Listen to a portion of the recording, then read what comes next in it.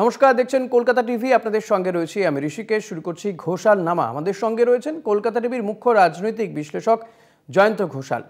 জয়ন্তদা, প্রধানমন্ত্রী নরেন্দ্র মোদী তিনি কলকাতায় এসে বাংলা ভাষা এবং সংস্কৃতি রক্ষার কথা বলছেন। কোথাও গিয়ে আমরা দেখেছি বাংলা ভাষা এবং বাংলা ভাষাভাষী মানুষদের উপরে ভিন রাজ্যে, বিশেষ করে বিজেপি শাসিত রাজ্যগুলোতে কি অত্যাচার করা হচ্ছে, কি হেনস্থা করা হচ্ছে। এমনকি বিজেপির যিনি আইটি সেলের প্রধান, তিনি একটা সময় বলেই বসেছিলেন যে বাংলা কোনো ভাষা নয়। পরবর্তীতে হয়তো ড্যামেজ কন্ট্রোলে তাকে নামতে হয়েছে। কোথাও গিয়ে কি আজকে প্রধানমন্ত্রী নরেন্দ্র মোদীর মুখে এই যে বক্তব্য, সেটাও কি কোথাও একটা গিয়ে এই ড্যামেজ কন্ট্রোলের একটা স্ট্র্যাটেজি? ঋষিকেশ, বাংলা এবং বাঙালি ভোটে এটা তো ইস্যু হচ্ছেই। এটা মমতা বন্দ্যোপাধ্যায়ের একটা সাফল্য। একদিকে পরিযায়ী শ্রমিকদের ফেরত নিয়ে আসা, তাদের জন্য সমস্ত 5,000 টাকা করে এর ব্যবস্থা করা, এবং বাঙালিদের উপর যে অত্যাচার হচ্ছে এটা নিয়ে কোনো সন্দেহ নেই।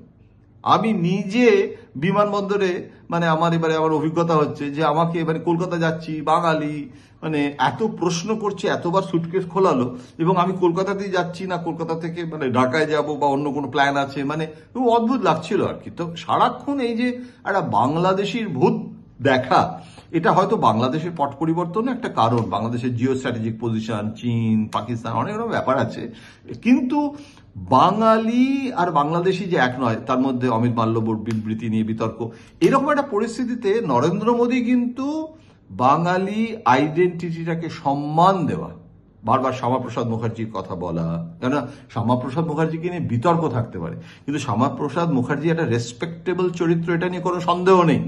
এবং আশুতোষ মুখোপাধ্যায়, তার বাবা ছেলে, এটা তো একটা সম্মানের ব্যাপার। এখনো দক্ষিণ কলকাতায় ওর বাড়ির পাশ দিয়ে গেলে একবার তাকাই, তো আমি নিজে ভেতরে দেখতে গেছিলাম আশুতোষ মুখার্জির নেম প্লেট। তো এটা তো ভাবা যায় না, এই যে শ্যামাপ্রসাদ মুখার্জির আতুর ঘর, হ্যাঁ, তো দেখেছি কেন ওটা মিউজিয়াম করা যাচ্ছে না, এসব ভেবেছি। তো সেই শ্যামাপ্রসাদ মুখার্জি, তার প্রতি যতই আরএসএস বিরোধীরা শ্যামাপ্রসাদ মুখার্জির ব্যাপারেও তারা যথেষ্ট ক্রিটিক্যাল, কিন্তু শ্যামাপ্রসাদ মুখার্জিকে জন্মদিনে শ্রদ্ধা তো মমতা বন্দ্যোপাধ্যায়ও জানান।